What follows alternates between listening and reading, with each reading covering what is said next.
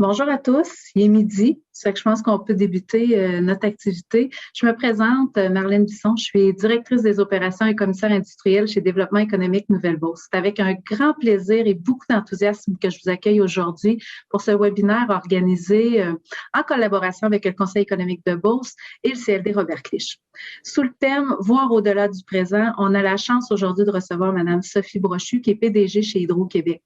La formule utilisée pour le webinaire sera sous forme d'entrevue avec Mme Brochu pour environ 45 minutes, suivie d'une période de questions d'environ 15 minutes. Si vous avez des questions qui vous viennent en tête, vous n'hésitez pas, vous les inscrivez dans le chat, puis on va en sélectionner quelques-unes pour poser à notre conférencière.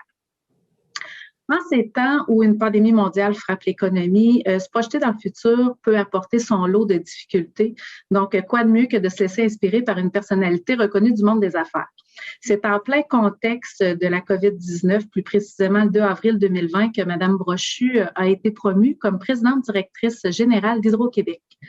Celle-ci compte plus de 30 ans d'expérience dans le secteur énergétique. Elle a commencé sa carrière en 1987 comme analyste financière à la Société québécoise d'initiative pétrolière. C'était une société d'État alors chargée de développer le réseau du gaz naturel au Québec. Elle s'est jointe à Énergir, anciennement Gaz Métro, à titre de vice-présidente, développement des affaires en 97, puis a dirigé aussi d'autres vice-présidences au sein de l'entreprise, dont celle de l'approvisionnement gazier, ainsi que des ventes et des services et du service à la clientèle. C'est en 2007, elle est devenue présidente et chef de la direction d'énergie, poste qu'elle a occupé jusqu'à la fin de 2019. Sous sa gouverne, le distributeur gazier a ajouté le gaz naturel renouvelable à son portefeuille d'approvisionnement, puis est devenu aussi un acteur de premier plan dans le secteur éolien et solaire, tant au Canada qu'aux États-Unis. Donc, merci beaucoup, Mme Brochu, d'être avec nous aujourd'hui. C'est un réel plaisir de vous accueillir. Écoutez, merci à vous, madame, et merci à tout le monde d'être là ce midi. J'ai l'impression que je rentre à la maison. Comme vous le savez, là, j'ai une grande partie de ma famille là, qui a ses racines à Saint-Henri de Lévis, puis jusqu'en Beauce aussi avec mon conjoint. Donc, j'ai l'impression que je suis à la maison, que je suis très contente d'être avec vous autres. Ouais, le plaisir est tout à fait partagé. Juste pour débuter, vous avez, Mme Brochu, entré en poste chez Hydro-Québec depuis à peu près 1 an. Puis, c'était au moment même où la COVID a frappé de plein fouet le Québec en tant que tel. Ça a été quoi votre stratégie face à cette situation-là? Puis, comment avez-vous réagi? Ça a été quoi vos principales actions pour continuer vraiment à voir au-delà de la situation ou du contexte actuel? Bien, la question est bonne, puis vous savez, peu importe la taille de nos organisations, puis peu importe qui on est, on a tous tenté de faire pour le mieux avec ce qu'on avait.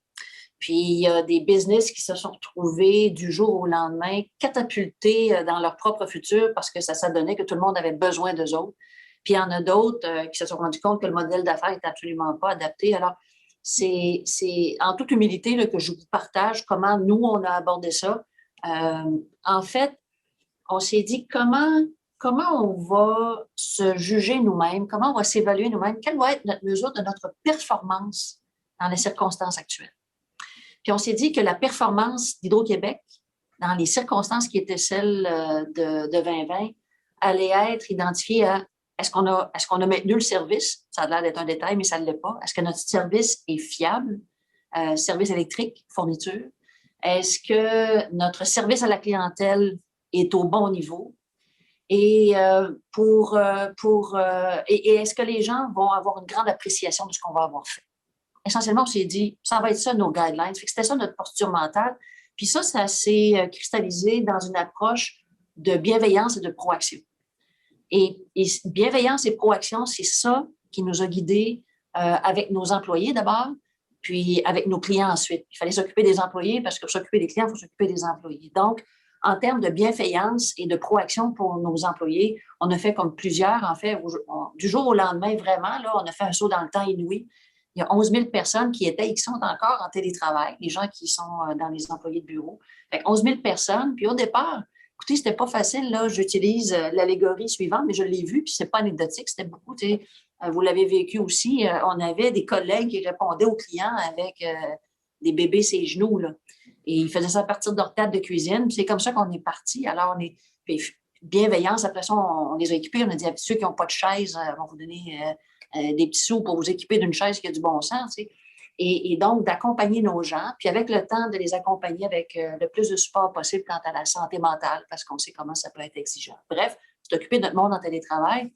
On avait des gens qui étaient par ailleurs en service essentiel. Il y a des gens qui sont sortis puis qui étaient au pied du poteau, comme on appelle, puis qu'eux devaient être là, disponibles. Donc, il fallait les encadrer au sens noble du terme, leur donner les outils dont ils avaient besoin en termes de questions sanitaires. Pour nos clients, bien, on s'est dit bienveillance, proaction. On va commencer par dire aux gens, si vous avez des difficultés financières là, pour payer votre facture, là, ne paniquez pas. On va vous accompagner. Il n'y a personne qui va interrompre votre service. D'abord, il n'y aura pas d'interruption de service. Si vous avez des difficultés de paiement, on reprendra ça quand ça ira mieux. Puis on va vous aider avec tout ça. Ne paniquez pas. Donc, on a pris sur nous 90 millions de coûts avec ça quand même. Là. Mais on le fait parce que c'était la chose à faire pour aider. Fait qu'il y a des clients qui ont absolument pas eu de conséquences financières dans leur vie. Mais il y en a d'autres pour qui ça a été difficile. Alors ça a été le volet bienveillance. Proaction, c'est que normalement, le service, disons, de la facturation puis des arrérages prennent des téléphones. Quelqu'un qui appelle et qui dit « Écoutez, je ne suis pas capable de payer ma facture. » Normalement, c'est comme ça que ça se passe. Là, on s'est mis en outbound. On s'est mis à faire de la proaction. On a regardé les clients qui avaient des difficultés depuis quelques mois, après un certain temps. Puis on les a appelés en leur disant « Écoutez, on vous appelle, paniquez pas. On n'est pas en train de vous dire que ce n'est pas correct. On veut juste savoir, un, comment vous allez. Deux, est-ce que vous commencez à voir la lumière au bout du tunnel? Puis trois, on veut juste vous dire, vous n'êtes pas obligé de repayer ça en 2 coups. Vous n'êtes pas obligé de nous donner 200$ par mois non plus. Si vous avez 15$ à nous donner par mois, on va prendre le 15$, on va travailler ça ensemble, on va s'en sortir ensemble.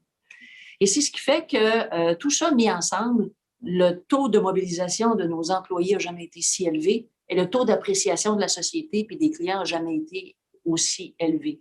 Est-ce à dire que ça a été une année facile? La réponse est non. J'étais juste avant vous en train de publier les résultats de l'année 2020. Là. On a perdu 620 millions de profits en 2019, puis cette année, ben c'est ça la vie. C'est tough, puis il faut se reconstruire. Alors, j'ai beaucoup d'empathie, mais je sais que vous êtes des entrepreneurs.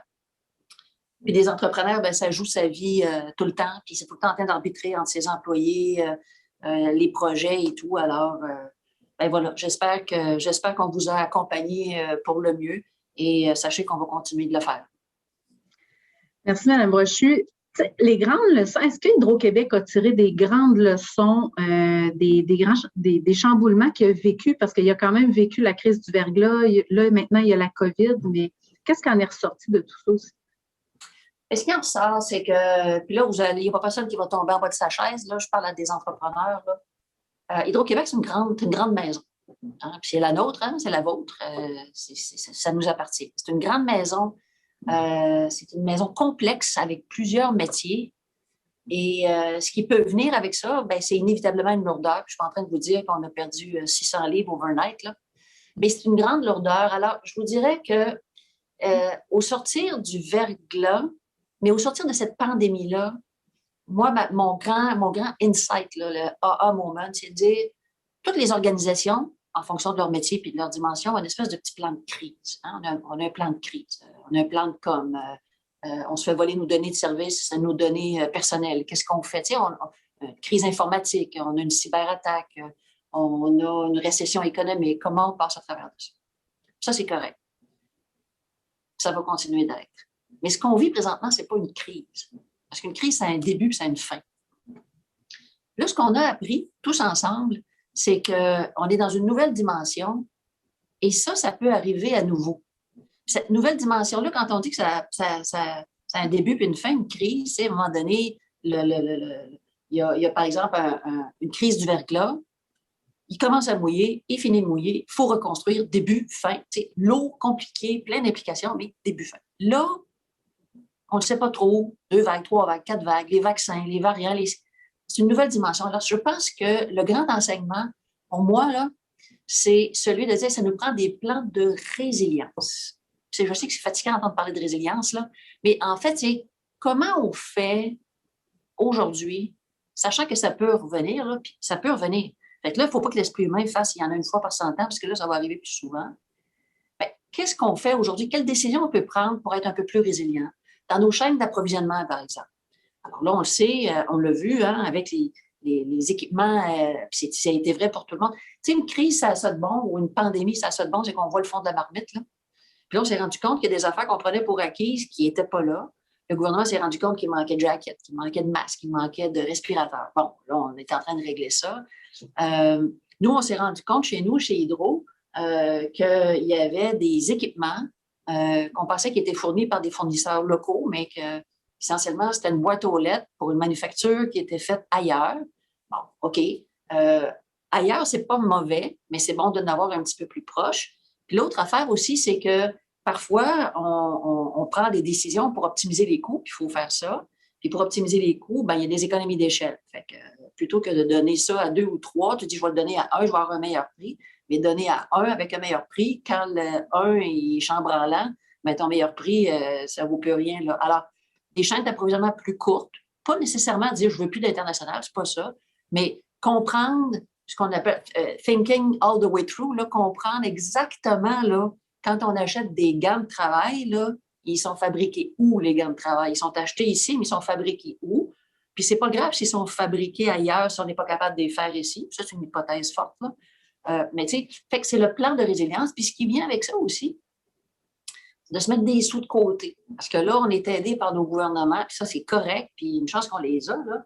Mais on se rend compte qu'un peu d'argent de côté, c'est pas méchant. Vous allez me dire, c'est facile, c'est Hydro-Québec, de l'argent de côté, mais je comprends pas les entrepreneurs, je comprends très bien les entrepreneurs. Ce que je dis, c'est qu'à un moment donné, c'est pas con d'avoir un coussin qui est peut-être un peu plus élevé que celui qu'on avait avant. Puis l'autre affaire, l'autre grand enseignement, là, c'est que là, il faut qu'on travaille tout le monde ensemble. Puis oui, on est dans un monde concurrentiel, capitaliste, puis tu sais, on se bat. Mais tu sais, dans une région, par exemple, comme la Beauce, là, vous êtes des entrepreneurs, vous êtes indépendants, vous êtes autonomes, vous êtes dynamiques, ah ouais, on y va, go. Puis c'est correct. Ce que je dis, puis ce que je parle, quand je parle aux chambres de commerce, par exemple, à travers le Québec, il y a toutes des affaires qu'on peut plus faire ensemble en s'aidant. Comme par exemple, si ça nous prend des équipements de quelque chose, peut-être qu'on peut les construire ensemble plutôt que d'avoir chacun nos petits morceaux, parce que ces petits morceaux-là, ça coûte cher s'il faut les répartir partout sur le Québec. Mais peut-être qu'il y a des affaires qu'on peut travailler ensemble puis dire, OK, ça va me coûter une petite affaire plus chère parce que je fais affaire avec quelqu'un ici, mais je fais affaire avec quelqu'un ici. Puis l'autre affaire que je pense qu'il faut qu'on fasse, il faut que les grandes organisations comme la nôtre, puis des plus petites organisations, parce que gros, c'est vraiment gros, là, mais tu sais, dans une situation comme ce qu'on a vécu, nous autres, on a raccourci les paiements. Tu sais, on était plus dans 60 jours, 80 non, les plus petits fournisseurs, là, ils avaient besoin de leur cash. Fait que ça aussi, si vous êtes un petit joueur, puis vous travaillez avec des grands joueurs, puis qui n'en finissent plus de vous payer, levez la main, puis dites, écoute, là, moi, j'ai besoin d'être payé, je n'ai pas la structure d'une grande organisation. Puis si d'aventure, vous avez des plus petits joueurs que vous, qui sont vos fournisseurs, peut-être leur donner un break. Là, je ne suis pas en train de faire du communisme, là, ou du socialisme. Là. Je suis juste en train de dire, est-ce qu'on peut travailler davantage pour s'entraider entre nous pour être plus résilients dans le futur? Je dirais, grosso modo, ce sont mes grands enseignements à moi, là, avec les grandeurs et les misères de transposer ça dans d'autres modèles d'affaires, mais probablement soumis. Je pense que vous avez raison aussi. Je pense que les Québécois, les entrepreneurs font preuve beaucoup de résilience, d'agilité aussi. On le voit.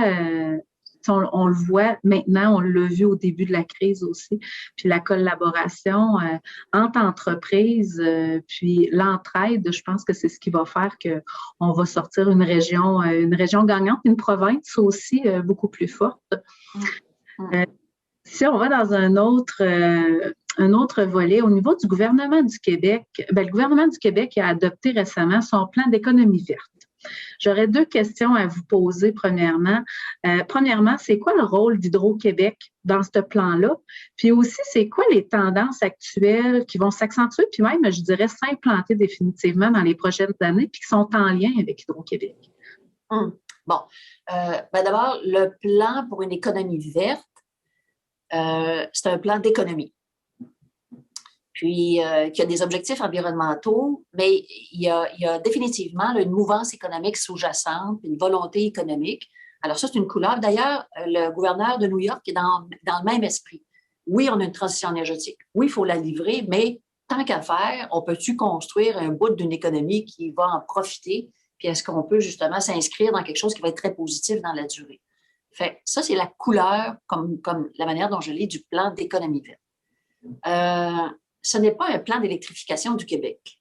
C'est important de le dire parce que l'électricité peut faire un bout, mais elle ne peut pas tout faire. Alors, quel est le rôle d'Hydro-Québec? Oui, on va être là parce qu'on est le fournisseur de l'électricité qui va être de plus en plus prisé parce que les gens vont vouloir verdir leur production, verdir leur consommation. Ça va être une belle affaire. L'électricité ne fera pas tout. Il va falloir qu'elle travaille avec d'autres moyens. Alors, comment on est interpellé, nous, Hydro-Québec? Je vous dirais, la posture mentale aujourd'hui, là, oui, on est un grand joueur. Oui, on a une importance. Oui, l'électricité comme telle va jouer un grand rôle. Puis oui, la part de l'électricité dans le bilan énergétique du Québec va s'accroître. Mais c'est aussi la compréhension qu'on n'est surtout pas tout seul. Et c'est aussi la compréhension que notre rôle, c'est pas de leader le Québec. C'est d'aider tous les leaders du Québec à leader le Québec. C'est de se mettre en position d'aide par rapport aux grandes entreprises, aux moyennes entreprises, aux petits entrepreneurs. Qu'est-ce qu'on peut faire? Il y a des choses qu'il faut qu'on fasse, nous autres. Par exemple, déployer des bornes. On va déployer des bornes électriques dans les communautés. Là, ça a été une année record, en fait, en 2020, puis c'est rien par rapport à ce qui s'en vient. Là, on dit si on veut un transport électrique, il va falloir déployer des bornes de recharge. Bon, ça, c'est notre boulot. Il va falloir accueillir des charges additionnelles pour l'électrification des bâtiments. Bon, c'est correct. Ça, c'est notre boulot. Ça fait partie de notre affaire, puis on va le faire. L'électrification des transports, on en a parlé. On opère, nous autres, ce qu'on appelle des réseaux autonomes. Les réseaux autonomes, c'est des réseaux qui ne sont pas connectés sur le réseau d'Hydro-Québec. Pensez les îles de la Madeleine. Les îles de la Madeleine, c'est les îles de la Madeleine. Aujourd'hui, produisent leur électricité. Nous produisons l'électricité des îles de la Madeleine avec une centrale qui roule au diesel. Bon, puis elle est vieille, puis elle roule au diesel. Qu'est-ce qu'on peut faire, nous, pour rendre ça plus renouvelable? Bon, tu sais, ça, c'est notre métier. Mais il y a aussi tout ce qu'on peut faire pour aider des gens qui ont des idées technologiques, des innovations, des moyens pour travailler différemment. Fait que là, puis c'est là que, évolution culturelle, ça se fait avec le temps, c'est de dire, bien, y a-t-il des processus administratifs qu'on doit alléger? Est-ce qu'il y a des normes qu'on doit s'imposer? Est-ce qu'on peut être plus agile, répondre plus rapidement? Puis là, je vous parle de manière éclairée, parce que je sais que dans votre coin du monde, il y a des problèmes de fiabilité. Ça, je fais ça, là, on m'a expliqué ça, là, puis on va appeler un chat un chat. Fait que ça, j'en suis consciente. L'équipe en est consciente. Puis on essaie de voir, ouais, mais tu sais, si la Beauce veut faire comme le reste du monde, puis s'électrifier davantage, ça serait le fun qu'il n'y ait pas 25 interruptions par année, ou que sais-je. Hein? Fait que là, il va falloir qu'on travaille à ça. C'est pas simple, mais on va travailler ça pour vous appuyer. Parce que si vous convertissez les équipements d'une source thermique, par exemple du mazout à l'électricité, puis l'électricité n'est pas fiable, c'est pas diable, là, on ne s'avance pas. C'est pour ça qu'il faut se mettre dans une posture de, oui, on peut faire des affaires, mais ce n'est pas après nous le déluge. Il va falloir qu'on aide la communauté du Québec. Puis on va le faire. Puis l'hydrogène vert, bien ça, l'hydrogène vert, ça aussi, on va s'impliquer beaucoup là-dedans. Puis on en parle beaucoup dans les grands centres industriels, mais inévitablement, ça va avoir un effet de répercussion sur les régions comme la vôtre. Puis j'espère que des entrepreneurs innovants vont réussir à trouver ce que bien du monde cherche. Une des choses qu'on va faire pour aider aussi, c'est qu'on va organiser quelque part au printemps. Je ne veux pas sonner ça trop big, là, mais une espèce de sommet de l'innovation. Et on a maintenant un vice-président qui s'occupe de l'innovation de bout en bout chez Hydro pour voir, nous, qu'est-ce qu'on fait? Où est-ce qu'on est dans la chaîne, mettons, en arrière des barrages jusqu'en arrière des compteurs des maisons? Où est-ce qu'on innove? Puis il y a plein d'affaires qu'on fait. Là. Où est-ce qu'on n'est pas? Où est-ce qu'on n'est pas puis qu'on voudrait être? Mais surtout, qu'est-ce que le Québec a besoin? Puis là, c'est parce qu'il y a plein de monde qui vient nous voir, c'est fou. Il y a plein de monde qui vient nous voir, puis là, on se rend compte que le monde ne se parle pas, les gens ne se connaissent pas, les gens ne savent pas ce que l'autre fait. Puis là, on se retrouve au milieu de tout ça, puis on dit, là, il faut mettre ce monde-là ensemble parce qu'il y a quelque chose qui est en train de se construire ou qui se pourrait, mais là, qui ne se peut pas parce que les gens ne savent pas. Fait qu'on va organiser un sommet, puis on ne se mettra pas en avant du monde, on va se mettre au cœur des communautés. Puis on va essayer de mettre des gens ensemble qui ont des idées, puis vous en avez beaucoup. Fait que c'est certain que vous allez être conviés. Puis l'idée là-dedans, c'est d'appuyer des gens à se regrouper pour s'inscrire dans cette chaîne-là d'une économie verte. Puis, il faut qu'on fasse ça parce que là, sortir de la crise, ça coûte cher en maudit, on le voit, là. Ça coûte vraiment cher. Fait que tant qu'à investir une pièce, est-ce qu'on peut investir une pièce en même temps pour sortir de la pandémie, puis en même temps pour se préserver d'une autre crise? Parce que peut-être que celle qu'on vit, c'est un modèle réduit de ce qu'on pourrait vivre si on échappe le climat. Je ne suis pas en train de dire 1, 2, 3, on se fait peur, là, mais ça peut être ça. Alors, aussi bien se préparer, puis en tirer des bénéfices. En tirer des bénéfices. Puis vous voyez, vous côtoyez, vous autres, une frontière avec le Maine. Hein? Et puis, le Maine, c'est un territoire où on est en train de développer l'hydroélectricité. Puis, une des choses que je souhaite, moi, c'est de développer plus avant l'interaction avec les économies du Maine, du Vermont, de New York avec l'économie du Québec. Est-ce qu'on peut jouer un petit rôle de catalyseur là-dedans pour mettre du monde ensemble, pour dire, hey, il y a cette invention-là au Québec, vous devriez voir ça, vous autres, aux États-Unis, puis de voir quelque chose aux États-Unis, puis de ramener ça dans l'écosystème québécois, puis de créer ces ponts-là. Ça se peut avec les universités, avec les collèges, avec les formations techniques. Puis on traverse la frontière en skidoo, là. On s'en va à Jackman, puis on revient, là. Il n'est pas juste ça qu'on peut traverser la frontière, puis vous le savez mieux que moi, là, mais tout ça pour dire qu'il y a beaucoup à faire. Parfait. Puis, y a-t-il des tendances, selon vous, qui vont s'accentuer ou s'implanter plus définitivement, que ce soit plus au niveau des changements climatiques, l'autonomie alimentaire ou… Oui, il y a des tendances. Il y a 2, 3 affaires. On dit, bon, le télétravail est là pour rester. Mais oui. Maintenant, il faut juste faire attention pour ne pas tomber dans une espèce de mentalité de horde, là, de dire, parce que je vis ça présentement, c'est tout le temps ça que je vais vivre. Je pense que de manière lourde, une économie de proximité, une économie qui va être de plus en plus, en fait, pas de plus en plus, mais qui va valoriser la circularité. Ça, je pense que ça va être important. Le désir de verdir notre consommation, il y a un grand désir. Moi, j'attends encore l'expression de ça. Hein? Puis les réalités ne sont pas pareilles. Puis, tu sais, on peut avoir le désir d'électrifier son transport sur l'île de Montréal. Moi, je suis une fille de région. Va expliquer ça à quelqu'un sur la Côte-Nord qu'il n'y aura plus de pétrole. Bien, tu es en train de fermer à Côte-Nord. Ça ne marche pas, là. Fait, il va falloir qu'on travaille de manière intelligente, nuancée, en fonction de nos points de départ respectifs. Il y a une affaire, je pense, qui va émerger encore plus fort, puis nous autres, on va pousser dessus, là, c'est vraiment l'efficacité énergétique. Puis, moi, c'est une affaire à laquelle je crois. Dans mon ancien métier, on a lancé ça en 2000. On a été les premiers à développer des programmes d'efficacité énergétique. L'efficacité énergétique, là, c'est tellement intelligent parce que ça sauve l'argent à des consommateurs comme vous autres, qui êtes des entrepreneurs, puis à tous les clients. Ça sauve l'argent Hydro-Québec parce qu'on n'est pas obligé de construire pour répondre à une demande qui augmente. Puis, ça aide l'environnement à mot à dit. Fait que tu mets ça tout bout à bout, ça, c'est un mini-miracle. Puis, je vais vous donner un exemple, là. Depuis 2003, mettons de 2003 à 2020, toutes les mesures d'efficacité que les Québécois, on a réalisées toute la gang ensemble, là, avec Hydro-Québec, là, mais tu sais, tout ce qu'on a développé pour réduire notre consommation, ça équivaut à 10 TWh d'électricité par année. Bon, je vous mets ça en perspective. 10 TWh, c'est le contrat qu'on a signé avec le Massachusetts, qui est le plus gros contrat d'exportation d'Hydro-Québec.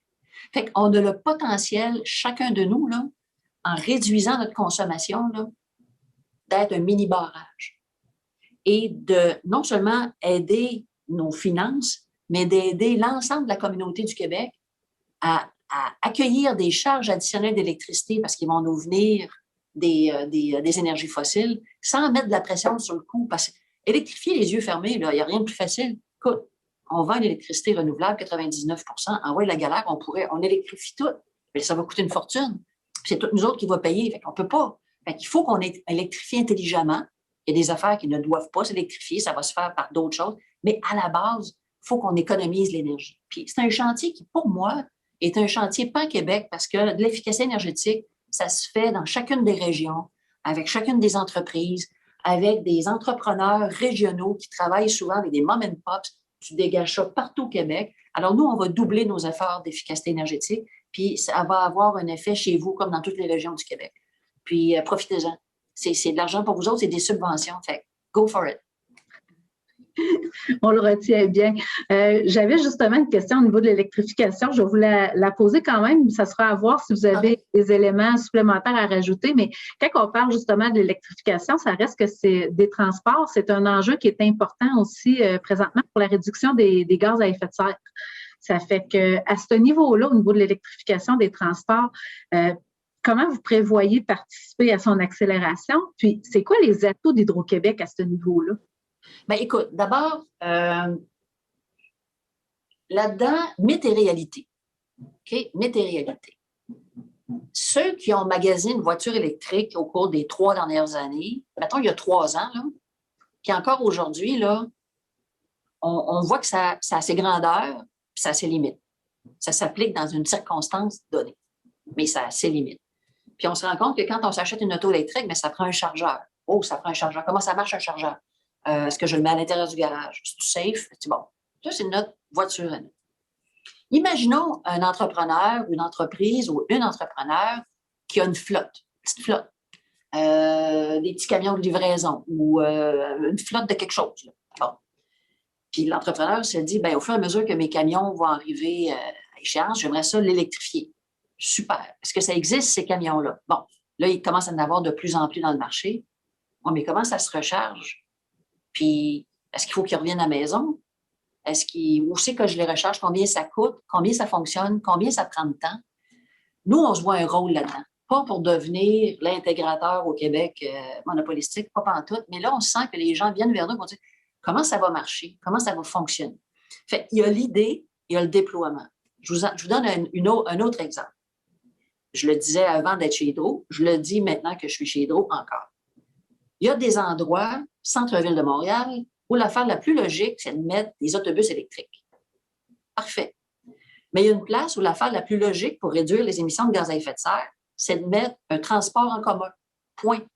Même s'il était au diesel, ça serait parfait. Parce que le transport en commun permettrait, mettons bien structuré, là, permettrait des gens à délaisser la voiture plutôt qu'à d'utiliser leur voiture. Fait qu'il y a des places, là, ce qu'il faut, c'est mettre un transport en commun robuste. Puis s'il est au diesel, il est au diesel. Puis si d'aventure, éventuellement, il y a assez de demandes pour qu'il soit électrique et que ça justifie, ça fonctionne. Ça, c'est un autre mythe. Un dernier mythe, on met des autobus électriques, super. On les subventionne. Numéro 1, on impose qu'ils soient électriques, fantastique. Les garages. Là, on se rend compte que les garages des flottes d'autobus, bien, il faut que ce soit des garages de flottes d'autobus électriques parce qu'il faut les recharger. On les recharge comment? Est-ce qu'on les recharge en biberonnage le long du trajet? Non, on va les recharger à les garages. Bien, il faut changer garage. Changer garage. Personne n'avait budgété les garages. Nulle part. Alors, tu sais, il y a la réalité. Il y a le vœu puis la réalité. Alors, l'idée, c'est, moi, je pense que tu sais, quand on regarde le plan pour l'économie verte, le gouvernement a identifié un plan qui est réaliste, qui est ambitieux, mais qui est réaliste. Puis il y a des gens qui disent, ouais, mais il y a juste la moitié des objectifs là-dedans qui sont identifiés. Moi, je pense qu'on est à la bonne place, puis c'est pas parce que je dirige Hydro-Québec. Je pense que le gouvernement est à la bonne place. Puis au fil de l'eau, on va trouver les moyens pour améliorer notre affaire. Fait que de votre côté, du côté des entrepreneurs, il y a des gens qui vont vouloir se tourner vers des solutions vertes. Puis ça, c'est parfait. On a besoin de solutions qui sont tangibles. Puis si on peut vous aider dans cette chaîne alimentaire-là, des solutions tangibles, on va vous aider. Il y a des choses qu'on va faire nous-mêmes. Comme je vous dis, des bornes, on va en mettre et tout ça, là.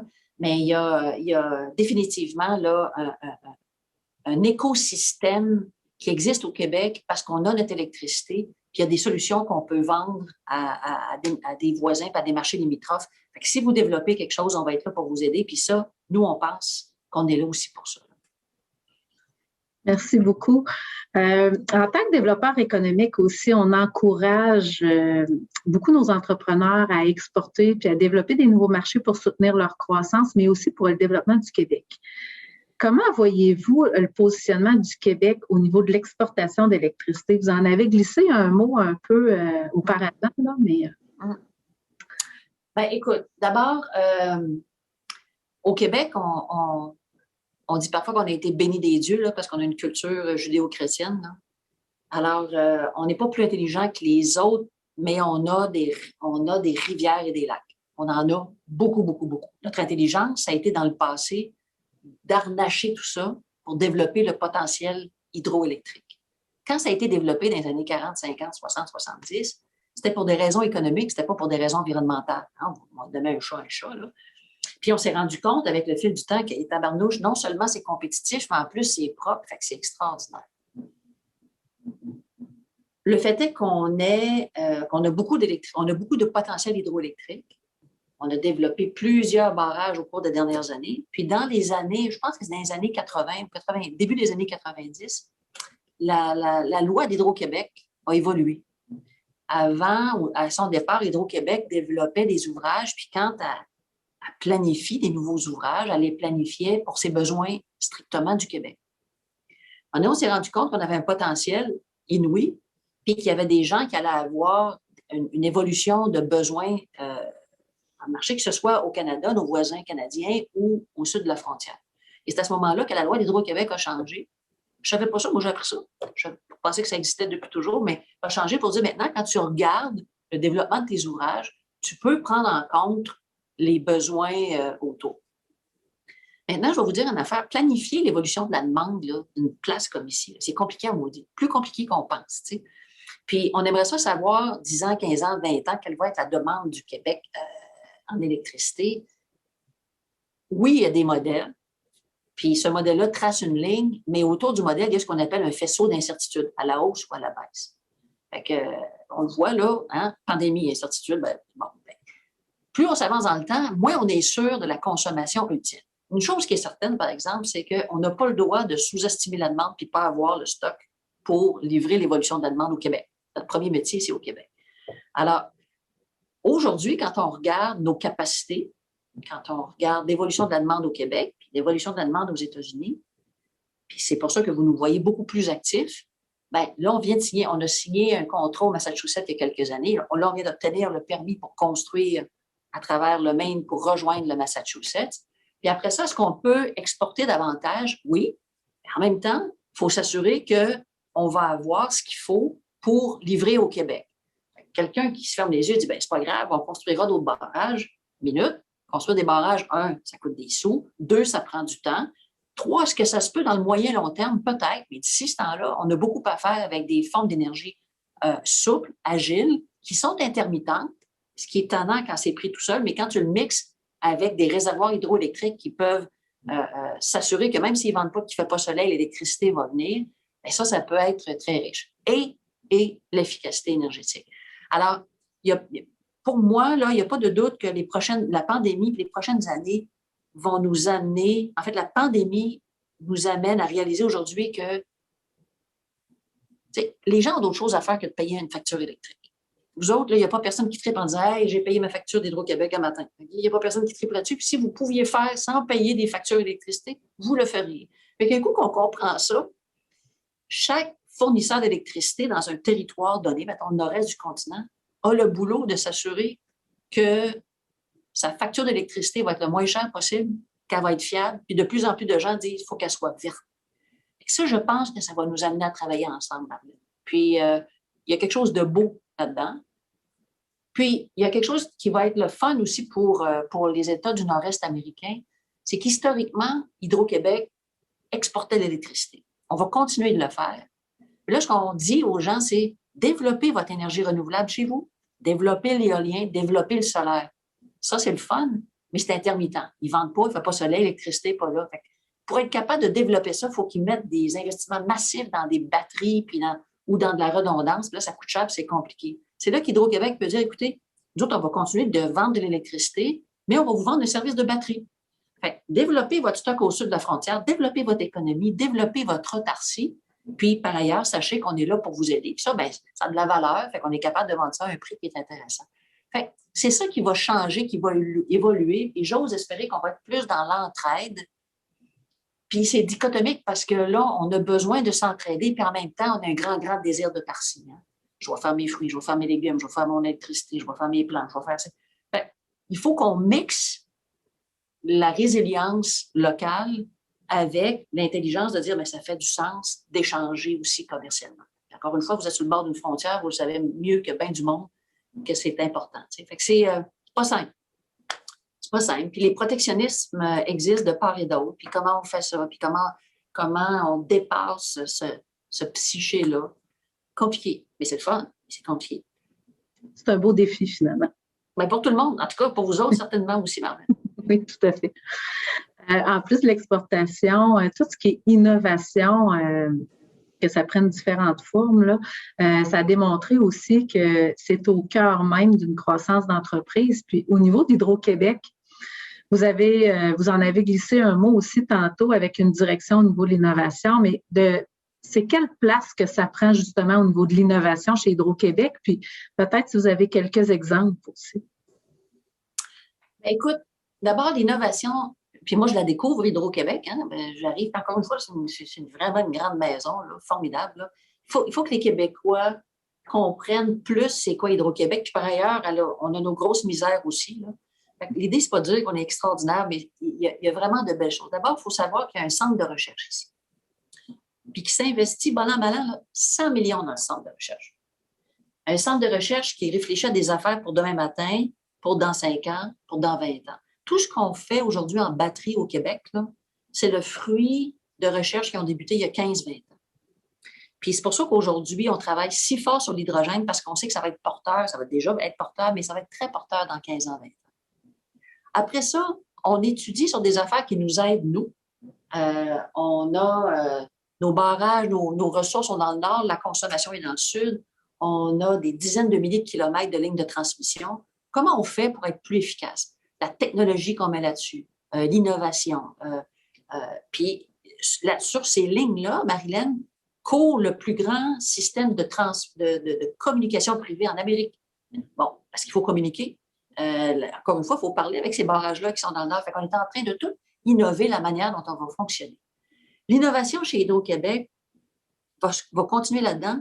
Puis là, on a basculé depuis quelques dernières années, puis on accentue ça sur l'innovation chez nos clients. Puis là, on parle avec nos clients de quoi nos clients ont-ils besoin aujourd'hui. Puis dans un monde où on veut donner du pouvoir à nos clients, leur donner la possibilité d'optimiser leur énergie, de contribuer à ces efforts-là d'une consommation énergétique plus intelligente, ça fait en sorte que hier, l'électricité allait du nord vers le sud. On marchait de gauche à droite. Et là, tout à coup, je vais mettre des équipements chez toi. Si tu as le goût. Si tu n'as pas le goût, tu n'aimais pas. Mais je vais les mettre chez toi. Puis, je vais t'aider à gérer ta consommation d'énergie. Puis, je vais te payer pour ça parce que ça me coûte moins cher que s'il fallait que je construise des équipements. Fait que tout à coup, toi, Marlène, tu vas devenir une mini-source de production pour Hydro-Québec en période de pointe. Puis, peut-être que la semaine prochaine, ou tu sais, évidemment, c'est imagé, je vais te dire, écoute, si ça te tente de te mettre un toit solaire, je vais t'aider. On va se mettre un toit solaire, je vais t'aider à payer ça, puis je vais utiliser ta maison, encore une fois, dans un autre. Fait que, dans cette perspective-là, chaque client va devenir non seulement un client d'Hydro-Québec, mais il va avoir le potentiel de devenir un fournisseur. Puis là, tout à coup, l'électricité va aller de droite à gauche. Puis on va fournir de l'électricité dans le réseau. Fait que ça a l'air simple, là, et c'est pour ça qu'à Mégantic, après le drame qu'on sait, on a voulu faire à Mégantic un réseau très robuste. Alors, le lac Mégantic est complètement raccroché au réseau d'Hydro-Québec, mais on a aussi mis, moi j'appelle ça des gizmos, là, toutes les gizmos auxquels on peut penser. Des batteries chez nos clients, du solaire. Puis on est en train d'intégrer et de voir comment ça réagit notre réseau quand on met tous ces équipements-là. L'idée étant de se préparer pour les innovations chez nos clients de demain. Puis on va les développer aussi dans le monde affaires.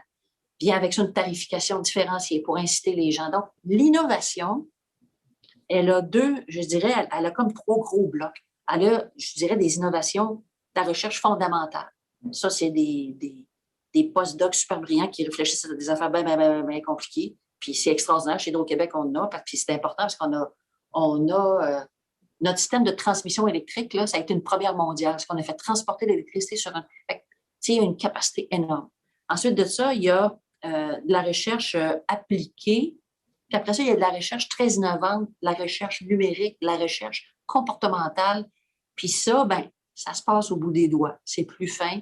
Puis ça se passe dans la granularité de nos communautés. Alors, le lac Mégantic, c'est un laboratoire hallucinant. C'est flambant neuf. Fait qu'on construit. Là, s'il faut qu'on mette ça dans un réseau existant, dans un tissu urbain existant, c'est plus complexe. Fait que cette innovation-là va être nourrie de toutes les idées que des gens peuvent avoir. Puis d'ailleurs, vous allez nous voir beaucoup plus en mode interpeller la communauté, des petites communautés à la fois, là, s'asseoir ensemble et dire, OK, c'est quoi l'enjeu chez vous? Qu'est-ce qu'on peut faire chez vous? C'est quoi vos idées pour essayer de vous aider? Fait que ça, vous allez nous voir en 2021 là-dedans. Il me vient une question, justement, quand on parle, vous parlez beaucoup au niveau de la mixité que ce soit l'électricité solaire ou l'éolien, puis justement, d'en faire des laboratoires qui vont pouvoir être après ça, pas déplacés, mais je veux dire recréés à d'autres endroits, tout à fait. Puis ça, c'est-tu justement comment je pourrais dire, des innovations ou une expertise qui, par la suite, peut aussi être exportée à l'étranger? Absolument. Absolument. Vous savez, une des innovations, je vous donne un exemple, puis là, je vous parle d'Hydro-Québec, vous avez des innovations qu'on va développer. Une des innovations qu'on a fait chez Hydro-Québec, c'est dans le domaine des batteries. Alors, il y a des batteries de type automobile. C'est pas de ça que je vous parle. On est là-dedans, mais c'est pas de ça que je vous parle. Voyez un container dans lequel il y aura une grosse batterie. Puis des containers que tu peux mettre un à côté de l'autre. Bon. Alors, ça, ces batteries-là, on les a pensées chez Hydro-Québec à travers le temps pour nous aider à nous, sur notre réseau. Alors, par exemple, compte tenu du fait que le territoire est très vaste, on a beaucoup de ce qu'on appelle des réseaux en antenne. Tu as la ligne de transmission, puis là, tu as une ligne de transmission qui part, là, puis là, elle monte dans le bois, là, puis finir, là. Puis là, elle va servir toute une région en haut. Quand il faut que tu fasses la maintenance de cette ligne-là, ben là, c'est souffrant, c'est difficile, c'est compliqué. Alors, les chercheurs chez nous ont utilisé toute la pensée des batteries pour l'installer à côté de nos pylônes pour être capable de continuer à servir. Là, les gens se sont mis à penser, de dire, oui, mais attends une minute, ça peut servir pour appuyer les énergies renouvelables aussi. Alors, si on dit au Québec, avec le temps, on peut penser qu'il va y avoir davantage de solaire. Nous, on en développe des parcs solaires présentement, Hydro-Québec, là, à la Prairie puis à Varennes. Davantage d'éoliennes, bien ça, c'est intermittent. Qu'est-ce que ce serait d'avoir des batteries pour mettre à côté de ces installations-là pour en assurer la fiabilité? Comment on fait pour avoir, disons, aujourd'hui, pour s'assurer qu'on a de la fiabilité, on met beaucoup de redondance. Hein? Parce qu'il faut qu'on soit fiable, comme on dit chez nous. Bien, la redondance, ça coûte des sous. Puis ces sous-là, bien, inévitablement, ils se retrouvent dans nos tarifs. Est-ce que la redondance, on peut la traiter différemment si on installe une batterie? Et là, voilà que cette batterie-là va être installée en France chère. Parce qu'on a fait un partenariat avec un développeur éolien québécois qui s'appelle Energex. Puis eux autres développent leur business un peu partout à travers la mer, notamment en France. Fait que tout ça pour dire qu'on va installer nos batteries sur un projet éolien en France avec le réseau de transport français. Fait que cette batterie-là peut être jumelée à un processus industriel, peut être jumelée à... mais je vais te dire franchement, là, si puis mais piquant, je ne le sais pas.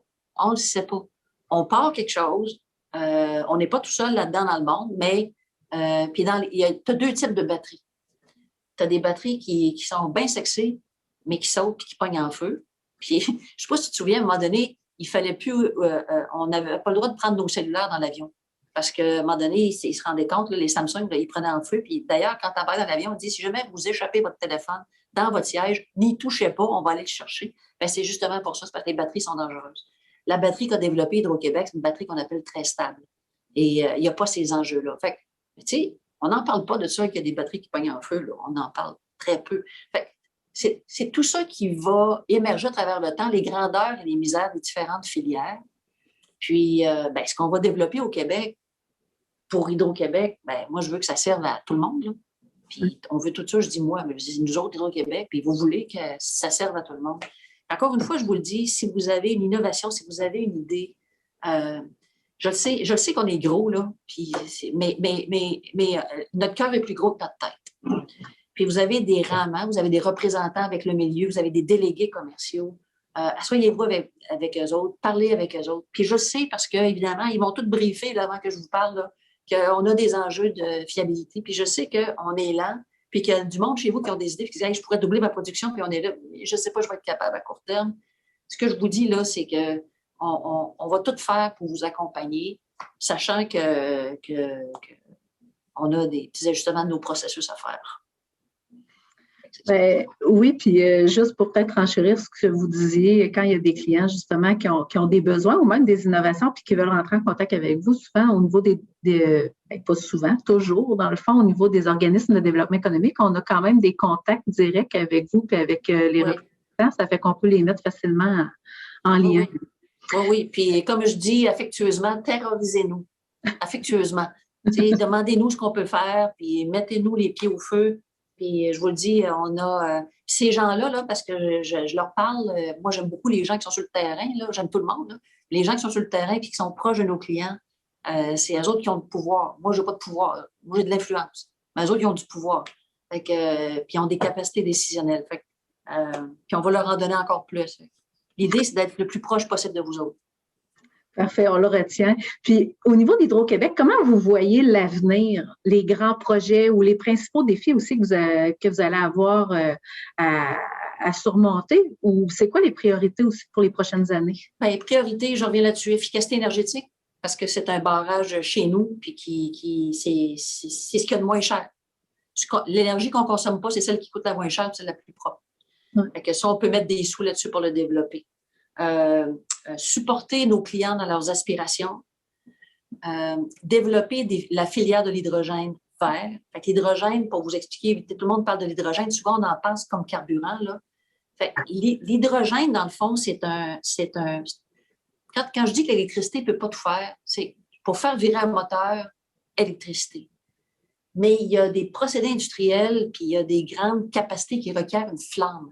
Puis ça, une flamme, l'électricité, ça ne fait pas de flamme. Tu peux prendre une bouilloire électrique, tu peux le faire de manière efficace, mais à un moment donné, si tu perds d'efficacité, puis c'est plus la bonne énergie à la bonne place. Fait que l'idée, c'est de prendre de l'électricité renouvelable, puis de faire de l'hydrogène avec. Puis une fois que cette hydrogène-là est faite, l'hydrogène est verte parce qu'elle a été faite avec de l'électricité verte. Puis là, tu es capable de te servir de l'hydrogène en remplacement, par exemple, du pétrole. Le processus coûte cher. Coûte plus cher que si tu prends, mettons, du pétrole pour faire chauffer une bouilloire. Fait que tout le chantier, c'est de réduire le coût de production d'hydrogène. Et il y a des applications qui se développent et nous, on est très investis là-dedans. C'est un chantier. Exporter davantage, c'est bien certain. Supporter le plan d'économie verte du Québec, du gouvernement, qui est notre plan à tous, puis de vous accompagner, entrepreneurs, non seulement dans votre transposition pour que votre empreinte environnementale soit plus douce, pour que vous payiez le moins cher possible pour faire ça, mais aussi pour vous supporter dans les idées d'innovation que vous allez avoir pour vous inscrire là-dedans puis faire des sous avec cette affaire-là. Alors ça, je vous dirais, ça, c'est nos grands chantiers. Puis après ça, au plan social, être beaucoup plus proche de nos communautés et travailler de manière beaucoup plus proactive et moins transactionnelle avec les communautés autochtones, qui sont des communautés formidables, partout au Québec. Notre trajectoire, notre historique est intimement lié à celle des communautés autochtones. Notre futur est intimement lié avec eux et elles. Et franchement, là, le style est perfectible.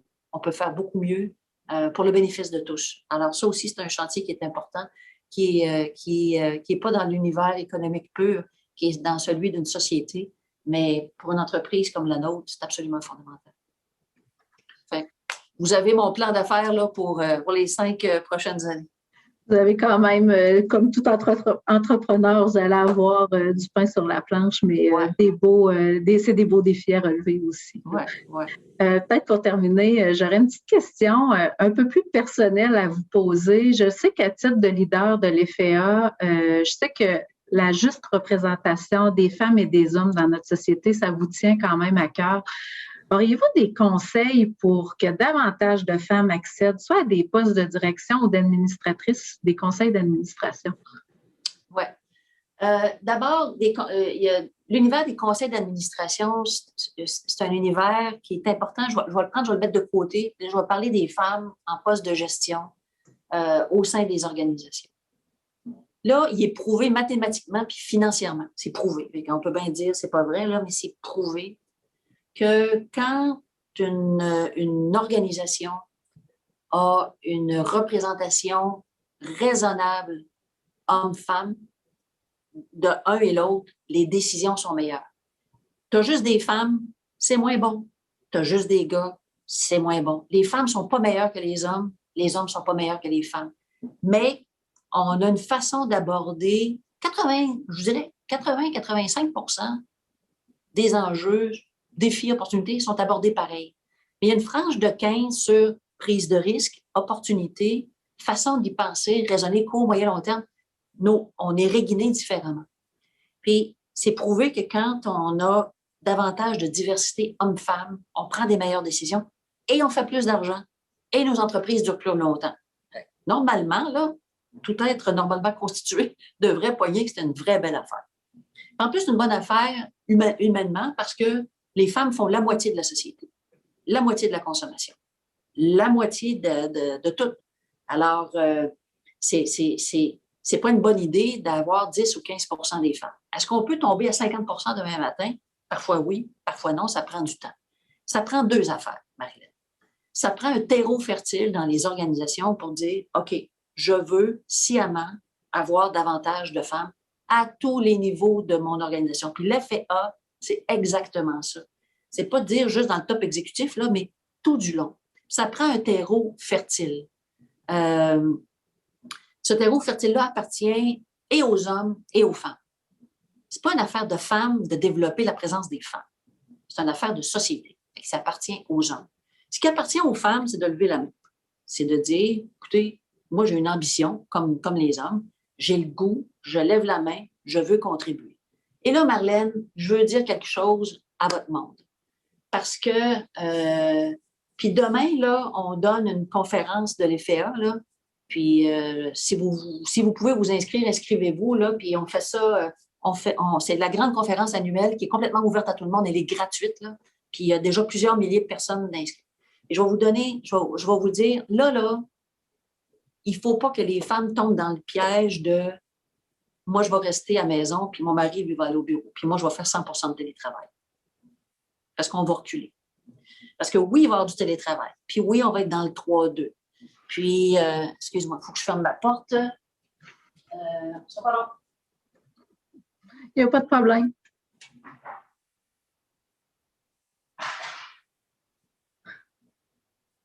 Excusez-moi, c'est parce qu'il y avait de la construction. Hein, là, on est live. Il y avait de la construction dans le corridor.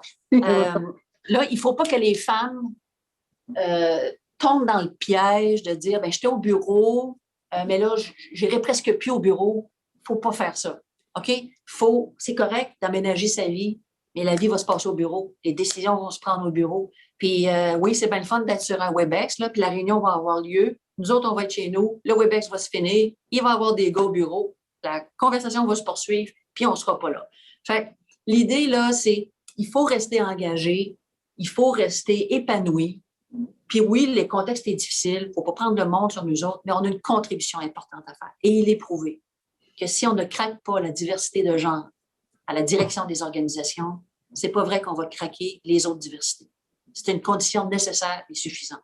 Alors, c'est une affaire de société. On va être encore plus fort, plus résilient, plus porteur quand on va avoir un nombre de femmes de représentation le long des organisations. Puis il y a une autre affaire. Alors, regardez bien, dans la dernière crise qu'on vient de vivre, là, les cellules de crise des organisations comme la mienne, comme celle, la nôtre, là, comme la Banque nationale, ce sont des femmes qui étaient aux commandes des cellules de crise. Pourquoi?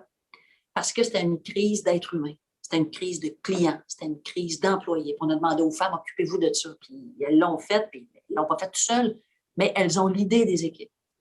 Et là, tout à coup, on est en train de réfléchir au futur, à la stratégie, à la planification de demain. Où sont les femmes?